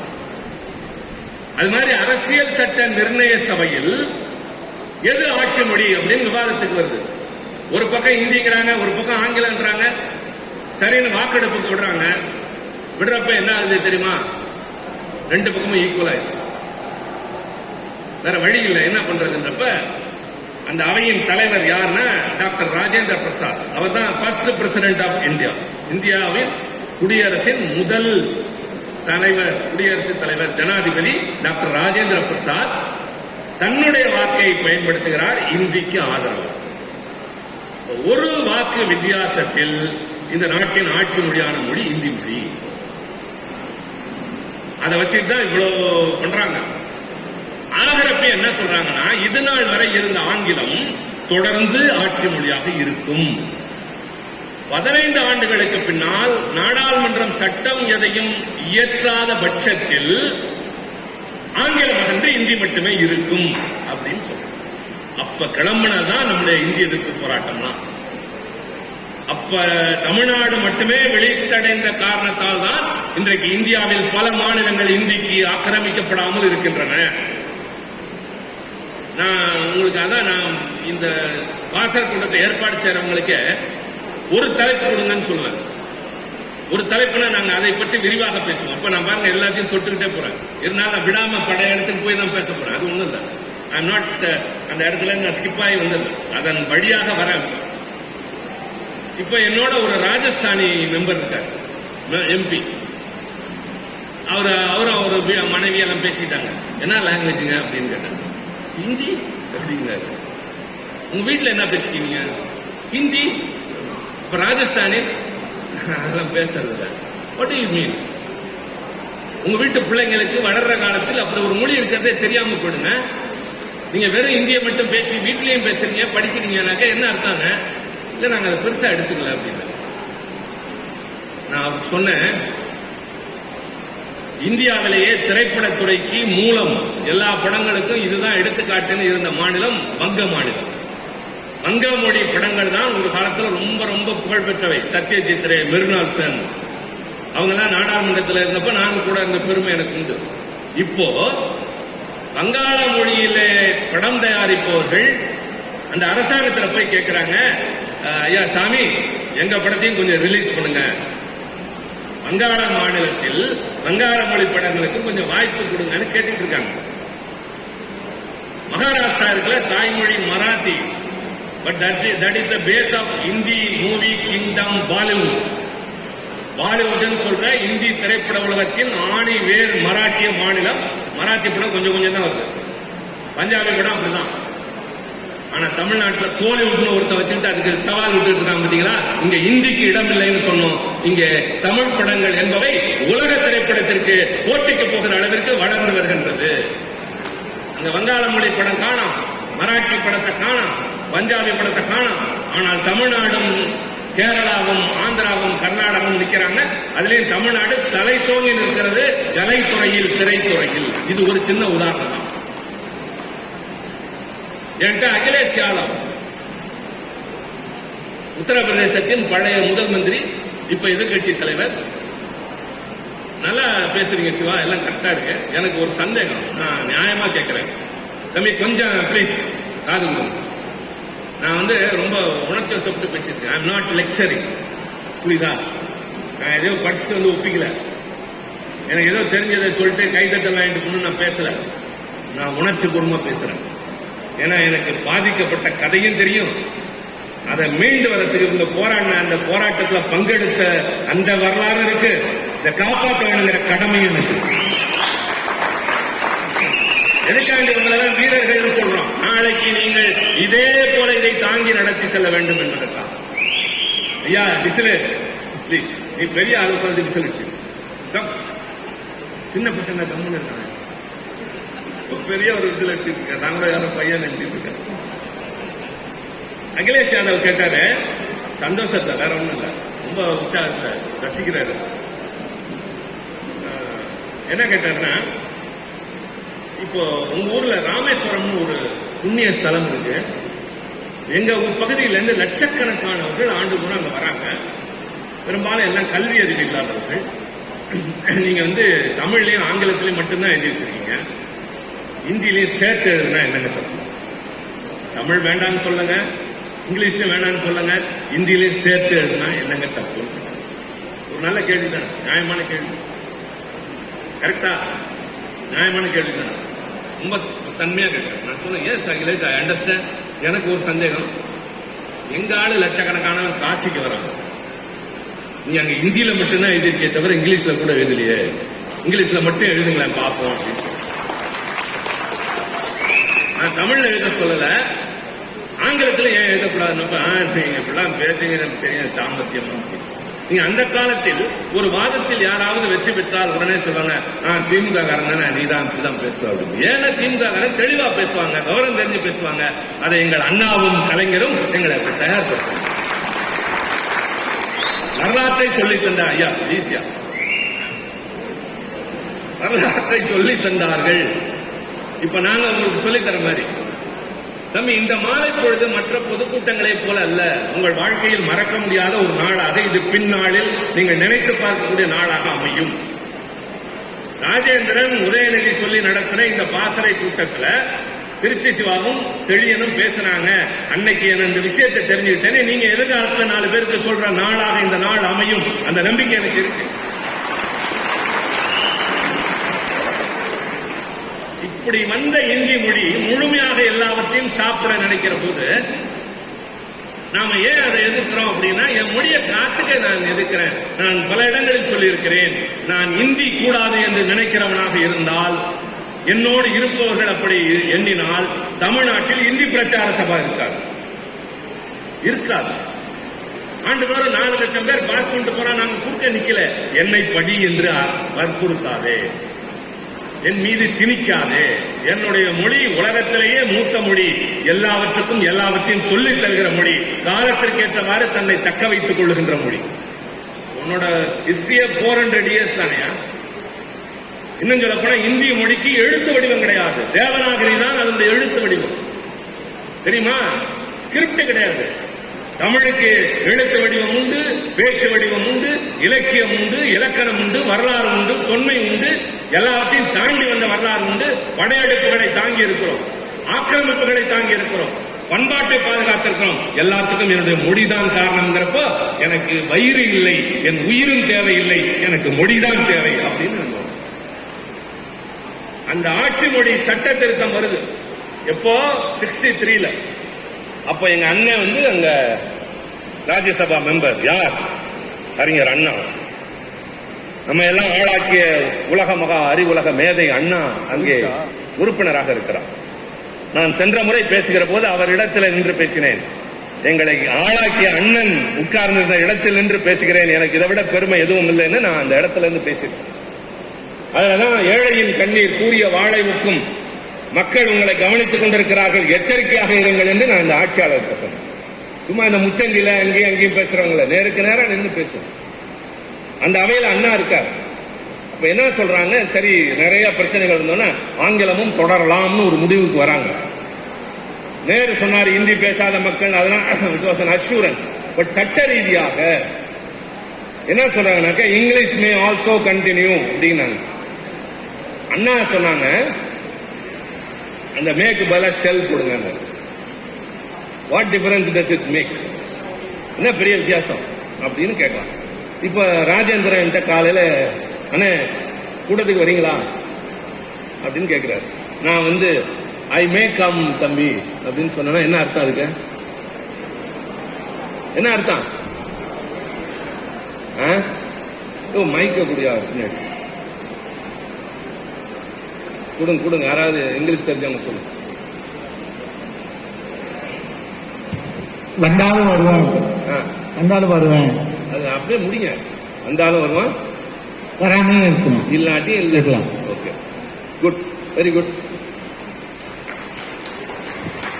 மே இம்ப்ளைஸ் மே நாட் ஆல்சோ. அது உறுதி இல்லாத வார்த்தை. ஐ மே கம், வரலாம்பா, வரலாம்னு நினைச்சிட்டு தான் இருக்கேன். ஐ ஷால் கம், வந்துருவேன் கட்டாயம் அப்படின்னு அர்த்தம். அதனால ஆங்கிலமும் தொடரும் அப்படின்னு ஒரே ஒரு வார்த்தையில எப்படி டெலிட்னு நான் சொன்னனோ அது மாதிரி இந்த மே செல்லாச்சோ அது மாதிரி சமஸ்கிருதமும் தேவையில்லைன்னு அந்த ஒரு வார்த்தையை அடிச்சாங்கல்ல, அதற்கு பின்னால் தான் இந்த நாட்டில் நம் குடும்பத்தை சார்ந்தவர்கள் எல்லாம் டாக்டர்களாக மாறி இருக்கிறார்கள். இப்ப நான் எங்க போயிட்டேன் தெரியுதா? நான் அப்படியே கிளம்பி இப்படி சுத்திட்டு வந்தேன்ல, ஆதி மூலம் அங்குதான். சமஸ்கிருதம் தேவை என்ற வார்த்தையை அடித்து ஒரு சட்டத்தை திருத்திய காரணத்தினால் சாதாரணமான குடும்பத்தை சார்ந்தவர்கள் மருத்துவக் கல்லூரிக்கு போய் இன்றைக்கு வருஷத்தில் ஆயிரக்கணக்கானவர்கள் டாக்டர்களாக மாறுறதுக்கு காரணம் இந்த பாட்டன்மார்கள், இந்த நீதி கட்சி இவர்கள் ஆண்ட காலம். இது மாதிரி நிறைய சீர்திருத்தங்கள் பண்ணாங்க, கொஞ்சம் நஞ்சம் இல்ல. நாடக கொட்டைக்குள்ள போனா இந்த நாடகைக்கு உள்ளே வருவதற்கு சேருக்கு 1 ரூபாய், பெஞ்சுக்கு 8 அணா, கரைக்கு 4 அணா, நாய்களுக்கும் பஞ்சமர்களுக்கும் இடமில்லை அப்படின்னு போர்டு சொன்னாங்க. அதை எடுத்த கட்சி எங்க நீதி கட்சி, நம்ம பாட்டங்கட்சி. பஸ்ல ஏறினா தாழ்த்தப்பட்டவர்களுக்கு அனுமதி இல்லைன்னு அடிச்சு டிக்கெட்டுக்கு பின்னாடி அச்சடிச்சு கொடுத்தாங்கல்ல, அதை எடுத்த கட்சி இந்த நீதி கட்சி.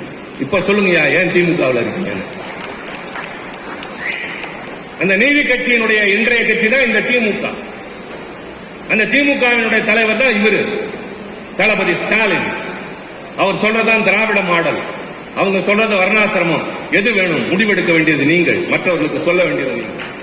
நாங்க யாரையும் இழிச்சப்படுத்தி பேசல, யாரையும் ஒளியணும்னு சொல்ல. என் மரியாதை எனக்கு வேண்டும், என் உரிமை எனக்கு வேண்டும். என்னை யாரும் கேவலப்படுத்தக்கூடாது. துன்பங்களை தாங்கிக் கொள்ளுங்கள் தோழர்களே. அடக்குமுறை வரும், அடிப்பார்கள், நொறுக்குவார்கள், சிறையில் அடைப்பார்கள், எவ்வளவு நாள் வேண்டுமானாலும் இருக்கலாம். ஆனால் மானமுள்ள மனிதன் என்று வாழ முடியும் அல்லவா? அதுக்கு மேல என்ன வேணும்? இவன் மொழியை காத்தான்னு சோத்துக்கு வெளியில்லாத சின்னசாமியை சொல்றாங்க. இந்த வார்த்தை என்னது இல்ல, பக்தவச்சலம் சொன்னார். செத்து போன கீழப்படும் சின்னசாமியை சோத்துக்கு வெளி இல்லாம செத்தான்னு சொன்னார். ஆனால் சின்னசாமியின் வரலாறு தொடர்ந்து தமிழ் இருக்க வரைக்கும் இருந்து கொண்டே இருக்கும்.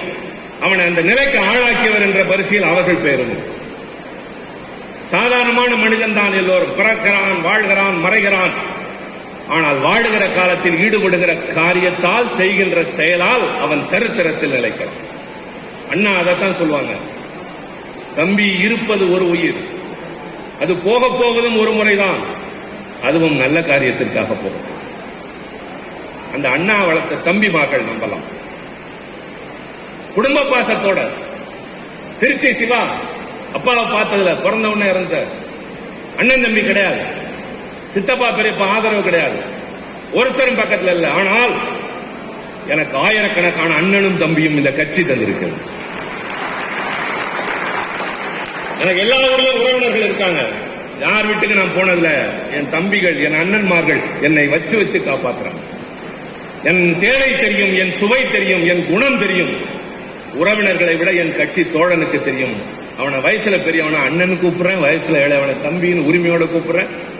ஒத்த வயதுள்ளவனை தோழனே நினைக்கிறேனே. இதை விட இன்னொரு கட்சியை காட்டுவியா?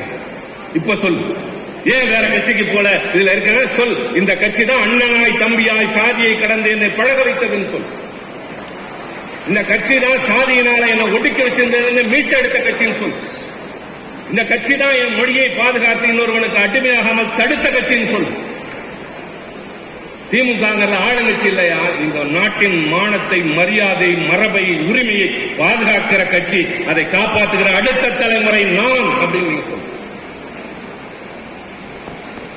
இதெல்லாம் நீங்க சுருக்கமா சொல்றதுக்கு தான் நான் ரொம்ப நேரம், அவரும் பேசியிருக்காரு, நானும் பேசியிருக்கேன். 1.5 மணி நேரம் ஆயிருக்கு. ரொம்ப லோட் பண்ணக்கூடாது. நீங்க எழுதிக்கணும்னு சொன்னது அதுக்குதான். ஏன்னா திருப்பி நீங்க அதை படிக்கணும். காதுல வாங்கினா நல்லா இருக்கும், பிரமாதமா இருக்கும், அங்க போனா மறந்துடும். It's quite common. ஆனால் எழுதி நீங்க எப்பாவது திருப்பி ஒரு தடவை புரட்டிங்கன்னு. அவர் இன்னும் கையில நோட்டு வச்சிருக்காரு. யாரு? கோவி செழியன், கட்சியில பெரிய பேச்சாளர், கொறடா, நிறைய கத்த தம்பி, நிறைய மேடைகள் ஏறின தம்பி நோட்டு வச்சிருக்காரு. எதுக்கு? திருப்பி படிக்கிறார். நான் படிக்கிறேன், ராஜேந்திரன் படிக்கிறார். வாங்குற புத்தகத்தை படிக்கணும், எழுதி படிக்கணும். நீங்களும் அந்த மறுபடி படிங்க.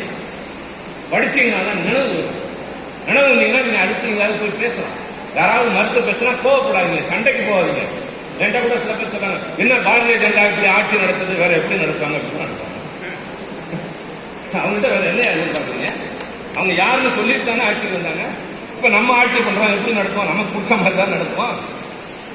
நம்ம என்ன செய்யணும்னா அவங்களை ஆட்சிக்கு வர விடாம நிறுத்தணுமே தவிர ஏன் இப்படி பண்றாங்கன்னு கேட்டுக்கிறோம். That is quite natural. எந்த வர்க்கத்தின் கையில் அதிகாரம் இருக்கிறதோ அந்த வர்க்கத்திற்கு ஆதரவாகவே அதிகாரம் செயல்படும். காரல் மார்க்ஸ் சொன்னாரு, அறிஞர் அண்ணா சொன்னாரு, கண் கூட பாக்குறோம்.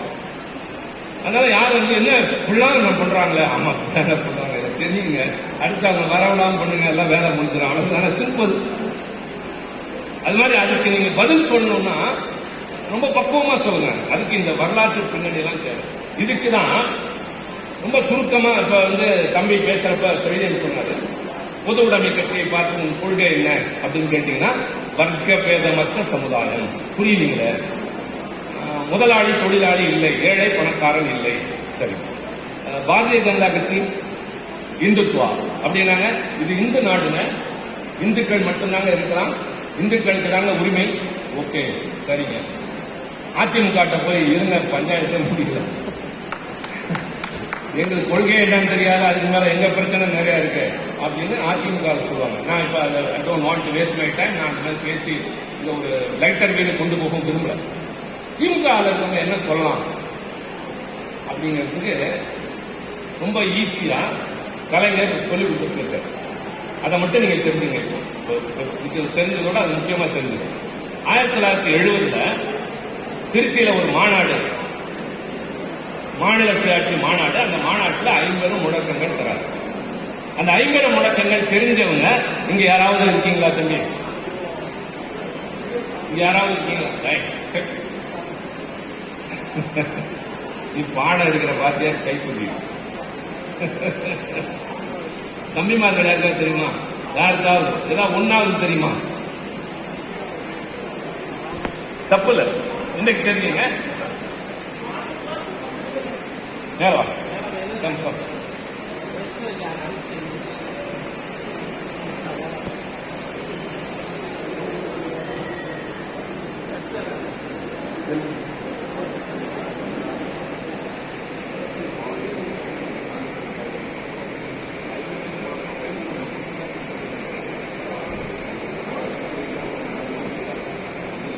நான் எழுதுனதை நான் தான் அடிக்கணும்.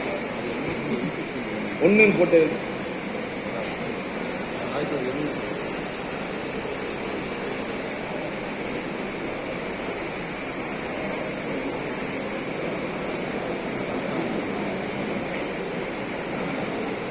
இதான் சொன்னியா? வேற யாராவது பிளீஸ். கூகுள் பார்க்க கூடாது யாரும், நானே சொல்லி தரக்கூடாது. கூகுள் போடுறாங்க தப்பு.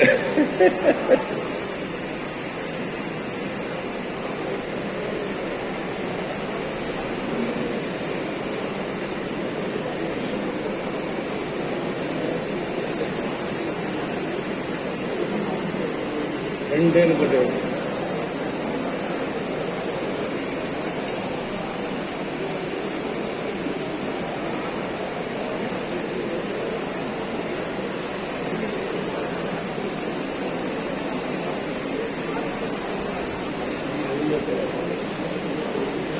அடுத்து வேற யாராவது?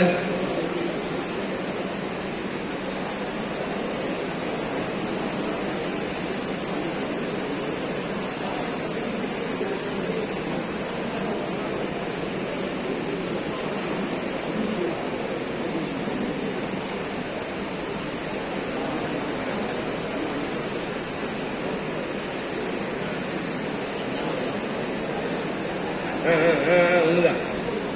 வேற யாரு? Anybody else? Come on.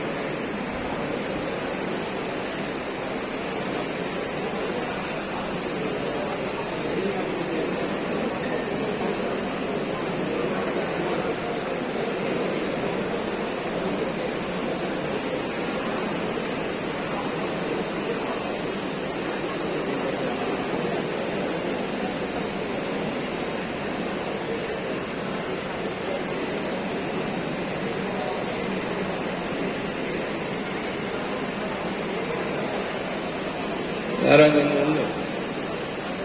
இன்னும் ஒண்ணு பாக்கி யாராவது? வா செழியன் வா.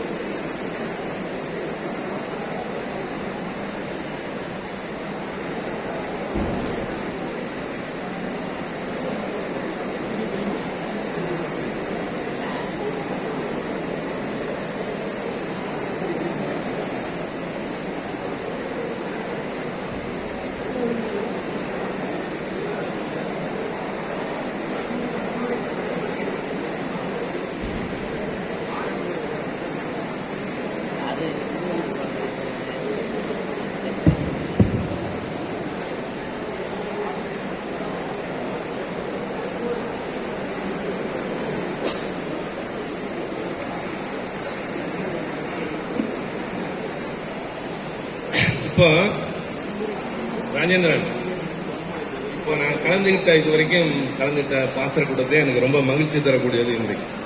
Very productive.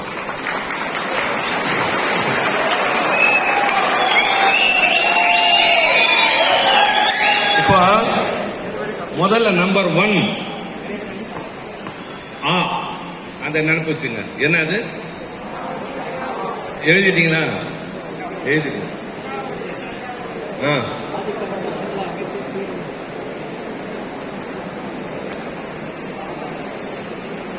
அண்ணா வழியில் அயராது உழைப்போம்.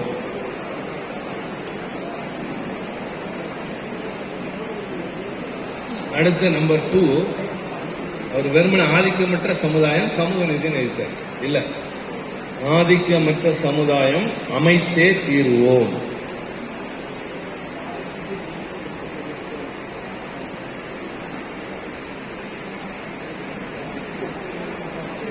நம்பர் 2, ஆதிக்கமற்ற சமுதாயம் அமைத்தே தீருவோம். ஓகேயா? எழுதியாச்சா? எழுதிட்டீங்களா? எழுதணும். 3 இந்தி திணிப்பை என்றும் எதிர்ப்போம். அவர் இந்தி ஒழிப்பு போராட்டம்னாரு. இல்லை, இந்தியை ஒழிப்பது நம்ம வேலை இல்ல, Hindi திணிப்பதை எதிர்ப்போம். We are against the imposition of Hindi, not against Hindi. எந்த மொழிக்கும் எந்த இனத்தை சார்ந்தவருக்கும் எதிரி இல்லை, ஆனால் நம் மீது திணித்தால் எதிர்த்து போராடுவோம். என்றைக்கும் இந்தி திணிப்பை என்றும் எதிர்ப்போம். அடுத்து 4, வன்முறை தவிர்த்து வறுமையை வெல்வோம்.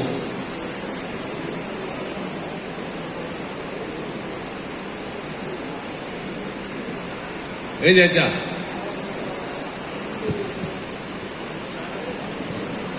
அவ்வளோ நெட்டி முடிக்கிற எப்பா சாமி. லாஸ்ட் பிக்சர், வன்முறை தவிர்த்து வறுமையை எழுதிட்டீங்களா? மாநில சுயாட்சி, மத்தியில் கூட்டாட்சி.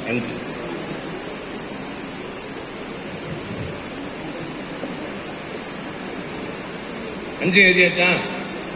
யாருக்காவது சந்தேகம் இருக்காதுல்ல?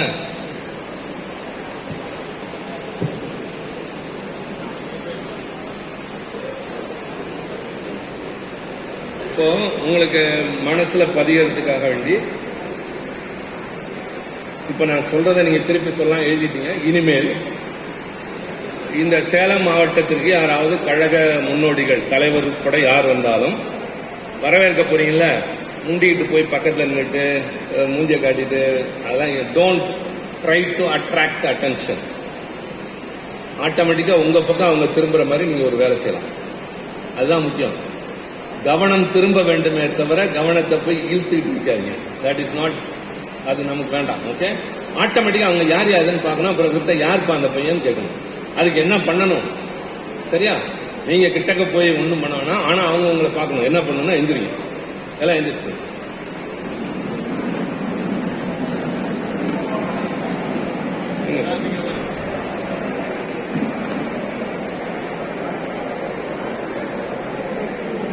நான் சொல்றது அப்படியே திருப்பி சொல்லுங்க. அண்ணா வழியில் அயராது உழைப்போம். அண்ணா வழியில் அயராது உழைப்போம். ஆதிக்கமற்ற சமுதாயம் அமைத்தே தீருவோம். ஆதிக்கமற்ற சமுதாயம் அமைத்தே தீருவோம். இந்தி திணிப்பை என்றும் எதிர்ப்போம். இந்தி திணிப்பை என்றும் எதிர்ப்போம். வன்முறை தவிர்த்து வறுமையை வெல்வோம். வன்முறை தவிர்த்து வறுமையை வெல்வோம். மாநிலத்தில் சுயாட்சி, மத்தியில் கூட்டாட்சி. எல்லாம் கையெழுத்து. மாநிலத்தில் சுயாட்சி, மத்தியில் கூட்டாட்சி. வெற்றி நமது, வெற்றி நமது.